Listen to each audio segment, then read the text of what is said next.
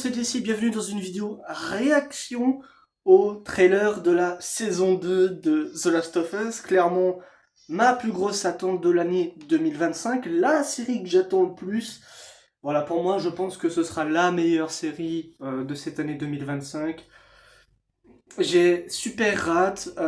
Cette série sera composée de 7 épisodes d'une durée de un peu plus d'une heure, pour compenser, qui n'adaptera pas directement tout le deuxième jeu, mais minimum au moins une grosse partie. Et pour adapter le deuxième jeu complet, il faudra compter sur 2 ou 3 saisons, grand max.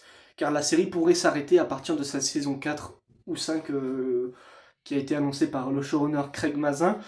Donc j'ai très hâte de découvrir cette saison qui sort le 14 avril, mais là on va réagir au trailer. Il est sorti cette nuit, je ne l'ai pas vu pour les besoins de cette vidéo, je me suis gardé la surprise, et on y réagit tous ensemble. C'est parti dans 3, 2, 1, go!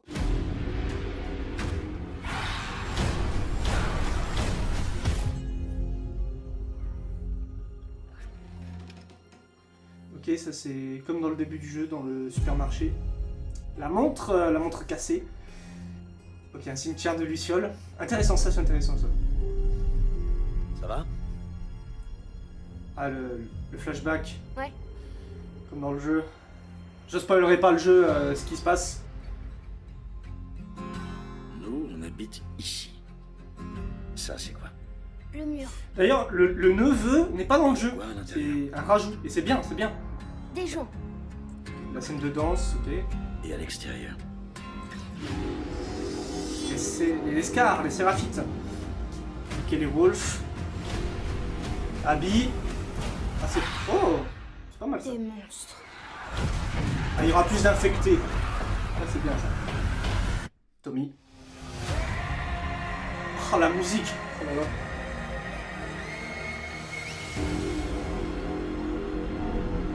Quand le soleil se lèvera demain Jesse. matin, Ah, le flashback dans le il y a de musée. fortes chances que vous soyez tous morts. Vous allez perdre. Les sports sont là. Ok.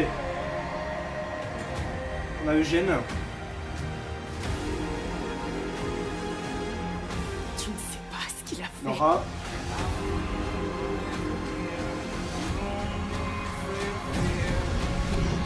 Tommy versus un colosse, très bien. Tu me l'avais juré. On sait ce qu'il va jurer, on le sait. Disponible à partir du 14 avril sur Max en France. Que dire? Que dire? C'est... Ce trailer est excellent. Je les dirais même qu'il est parfait, ce trailer. Il y a tout ce que je veux, il y a zéro spoil sur l'intrigue.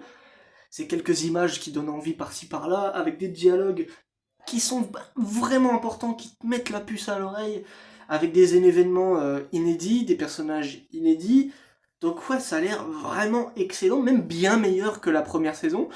Pour rappel, la première saison, j'avais vraiment kiffé, j'avais vraiment adoré, je même préfère la série au jeu, voilà. Vous ne méprenez pas, hein, les jeux sont des chefs-d'œuvre, les deux jeux, surtout le 2, qui est pour moi le meilleur jeu de la PlayStation, de la PlayStation 4, voilà.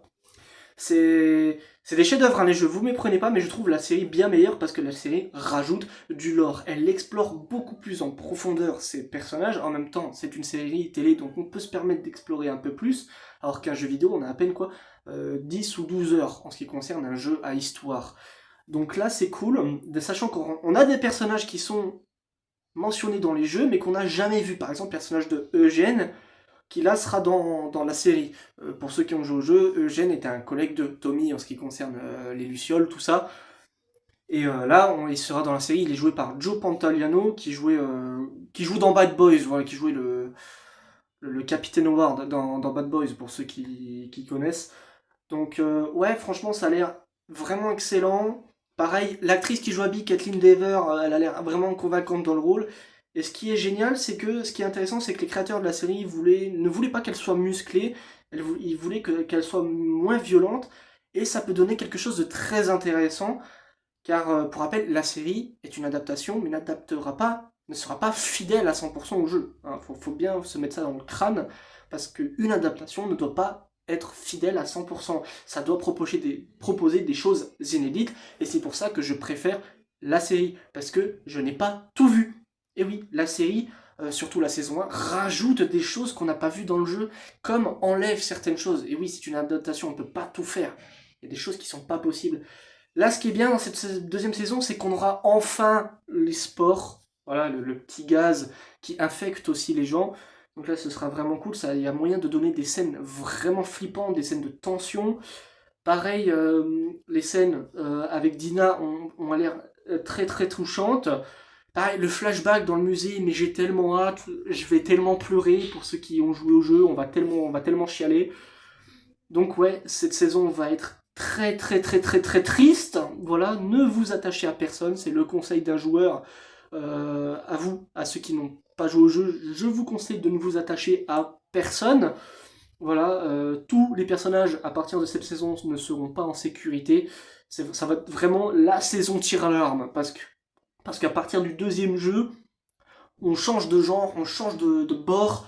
Le premier jeu avait un soupçon d'espoir malgré une fin douce et amère, mais le 1 traitait beaucoup plus de l'amour. Et là, le 2 va traite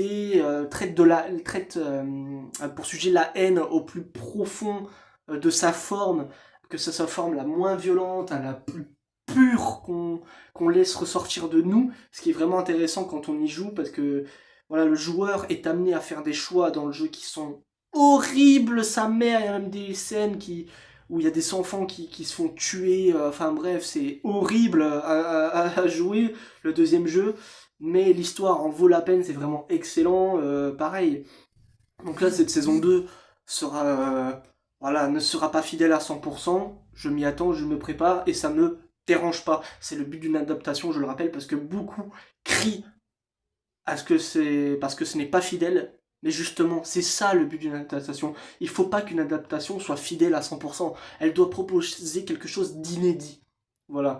Je vais prendre l'exemple de One Piece Netflix, que je trouve excellentissime, bien meilleur que le support d'origine. Voilà, frappez-moi en commentaire si vous voulez, mais je l'ai dit, parce qu'au moins, la série Netflix propose des choses nouvelles, intéressantes, et ça c'est cool. Donc là c'est pareil pour The Last of Us. En tout cas, on se donne rendez-vous le 14 avril pour une critique chaque lundi de chaque épisode de The Last of Us, puis une critique sur la saison complète. Et aussi, petit teasing, la critique sur la saison 1 de The Last of Us arrive cette semaine, tout comme les critiques des restes, comme le reste des séries Marvel de Netflix qui arrivent aussi cette semaine. Et ce sera Jessica Jones pour cette semaine, pour les 3 saisons. En tout cas, j'espère que cette petite vidéo réaction vous aura plu. Et moi, je vous dis à la prochaine pour de nouvelles vidéos. Salut!